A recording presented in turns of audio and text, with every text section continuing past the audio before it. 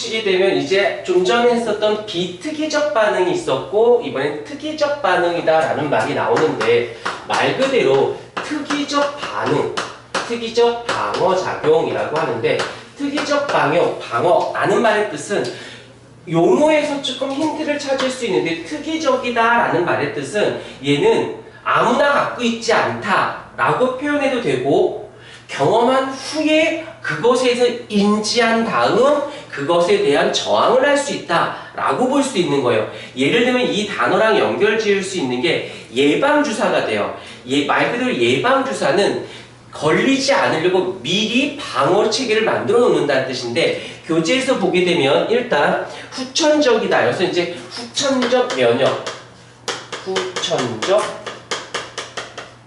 면역이라는 말을 쓰게 되어지고 거기서 보시게 되면은 특정 항원을 인식하여 밑줄 선별적으로 일어난다라는 거. 일단 선별적이다라는 거. 이 단어 뜻이 어떤 의미로 작용을 하느냐 이제 이렇게 보시면 돼요. 어떤 거냐면 한 번도 경험해보지 않았어. 경험해보지 않으면 그거에 방어 기능이 없다라는 거예요. 근데 비특이적 반응인 경우에는 그 병균이 누구인지를 중요치 않아. 저 병균이야 라고 생각하면 이유 불문하고 그냥 막 덤벼서 싸우는데 이 특이적 방어작용은 좀 다르게 무조건 덤비는 게 아니라 경험이 없다, 본 적이 없다? 그러면 아예 그 방어를 할 수 없다는 뜻이야. 근데 이 부분이 시험 문제상에서는 굉장히 자주 출제가 되어지니 다시 한번 잘 정리를 해볼 수 있는 거기서 그 다음에 보게 되면 크게 누가 나오냐면 T 림프구가 나오고 그 다음에 B 림프구라고 하는 두 가지 림프가 나오는데 이름을 조금 달리 얘를 뭐라고 하냐면 세포성 면역이라는 말을 쓰고요.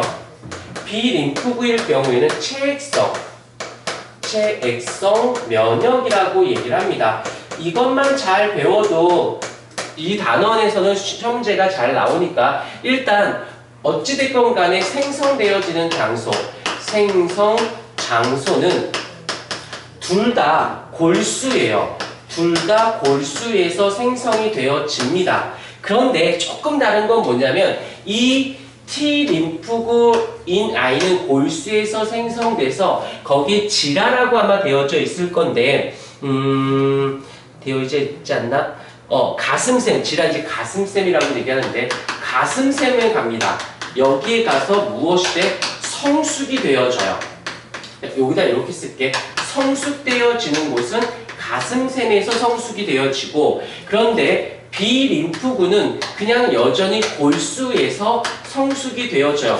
이걸 굳이 이렇게까지 알 필요 있을까? 솔직히 알 필요는 없는데 아주 간단하게 내신 문제라든지에서는 이 장소를 종종 묻기도 해요. 그럴 때는 이건 이해가 아니라 암기가 되어지기 때문에 이 부분들을 조금 근데 자주 출제되지는 않지만 나올 때 당황할 수 있으니 한번 정리해 놓은 거고 자 이렇게 되어져 있어. 그러면 이제 이 기능이 어떻게 이루어지는지에 대해서 한번 보여드리도록 할게요. 일단 항원이 침투를 해요. 내 몸 안에 들어옵니다. 그러면 우리 몸이 얼마나 체계적인지를 알 수 있는데 병균이 들어오면 일단 누가 들어오냐면 보조 T 림프구가 이제 배식세포하는 이제 여기 백혈구랑 같이 작용을 하는데 보조 T 림프구가 이렇게 딱 와서 이 항원과 어떤 접촉을 해요. 그럼 이제 예를 들게 이런 거 있지 중세시대 때 기사들이 싸우는 사람들이잖아. 근데 평소에도 갑옷을 입고 있을까?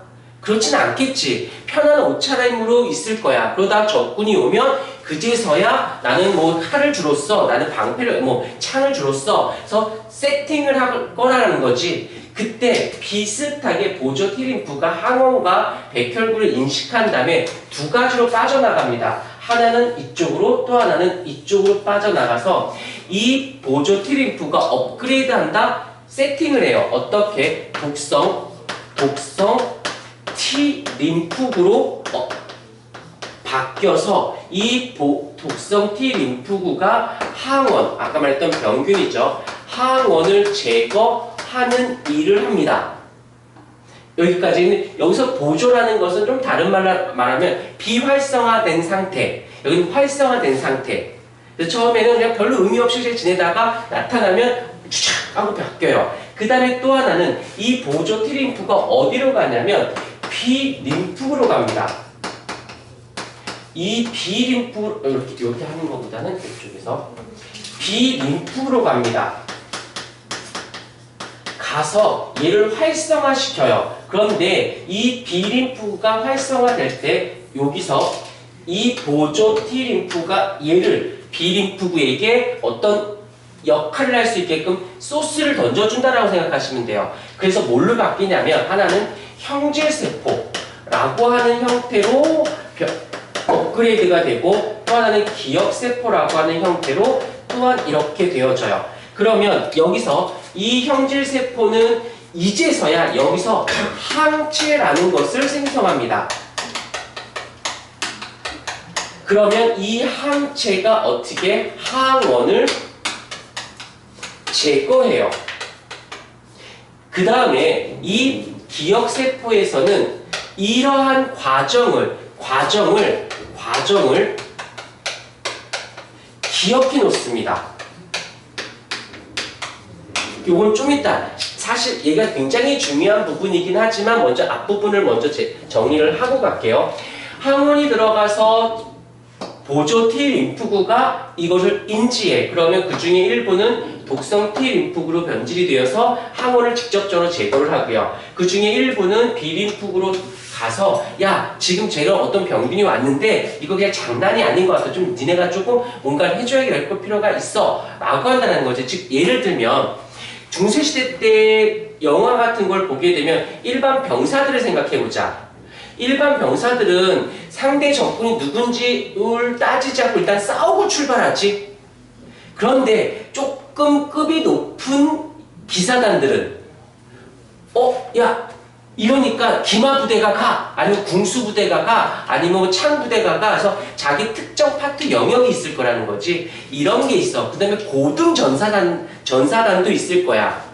이런 식으로 우리 몸도 그냥 막 막아내는 게 아니라 각각의 역할에 따라서 분야에 따라서 일들이 약간 구별이 되어 있는 거다라는 걸 볼 수 있다라는 거죠. 그래서 굉장히 우리 몸이 체계적으로 방어 체계가 잘 되어 있어요. 그래서 보조 T림프가 내려가서 형질. 그리고 또 하나, 여기서 말하는 요 항체는 아주 특이하게도 뭐냐면 이런 거예요.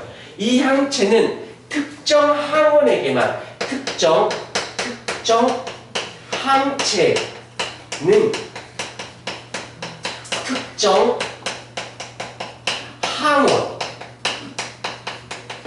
항원에만 어떻게 하냐면 작용을 합니다. 다시 말하면 아무거나 막 하지 않아. 그 항체가, 근데 왜 그러냐면 이 항체가 만들어진 걸 보자. 어디서 만들어졌냐면 형질세포에서 만들어졌고, 이게 B림프구에서 형질세포가 만들어질 때 보조 T림프가 와서 만들어줄 때 이 항원에 대한 정보를 얘한테 제공하는 거예요. 다시 말하면 이 특정한 A라고 하는 항원이야. 그러면 들어왔을 때 이 B림프구가 형질세포를 만들면서 항체를 만들 때 A라고 하는, 이쪽에다 쓸게. A라고 하는 항원을 제거하기 위한 항체인 거예요. 그냥 아무거나 다 막아내는 게 아니라 걔야만 잡아낼 수 있게끔. 그렇게 해서, 그래서 특정 항원에만 작용을, 그래서 이걸 말을 줄여서 항체 특이성이라는 말을 씁니다. 자, 여기에서 우리가 다시 한번 생각해 볼 만한 부분이 무엇이냐면, 그러면 선생님, 항원, 병균이 100만 개가 들어오면 그때마다 다 만들어야 되는 거잖아. 그렇지 않을까? 얘는 얘하고만 한다면, 그러면 얘가 많으면 많을수록 그 만들어내는 항체도 많아질 거라는 거지. 그럼 너무 그렇게 효율적인 것 같지 않은데요? 라고 생각할지도 모르겠으나, 만약에 조금 생각을 바꿔볼게. 어떤 항체가 있어. 근데 이 항체가 한두 개가 아니라 10개, 20개를 다 항원을 커버할 수 있는 능력이 있다고 생각해보자. 그러면 항체를 만들어내는 게 많이 안 만들어도 되잖아. 혼자서 일당백으로 다 싸워서 여러 종류를 할 수 있는데. 여기까지. 그러면 효율적인 것 같겠지만 뭐가 문제냐? 만약에 이 항체에 문제가 생겼다고 치자. 그러면 아까처럼이라면 얘만 못 받아서 얘만 못 만드는 게 아니라 이 여러 개를 막을 수 있는 항원을 여러 개를 제거할 수 있는 항체를 하면 얘가 망가질 순간 뭐가 들어도 다 작살나는 거야 나는. 이해가 되죠? 조금 비효율적이라도 안정성을 따지겠다는 거지. 그러면서 얘 같은 경우는 또 뭐가 또 대신 그걸 커버하기 위해서 어떻게 했냐면 효소의 기능을 갖고 있어. 즉 재사용이 가능해요. 소량으로도 혼자서 여러 명을 제거할 수 있는 능력을 갖고 있다는 거지. 그러니 많이 만들지 않더라도 안전을 위해서 1대1 반응, 항원항체 특이성을 가지고 있긴 하지만 그 아이가 소량으로도 많은 항원을 제거할 수 있는 것을 해줬기 때문에 우리가 충분히 이렇게 할 수 있다는 거. 일단 여기까지 이해가 됐어. 한번 끊고 다시 갈게요. 정상하시라면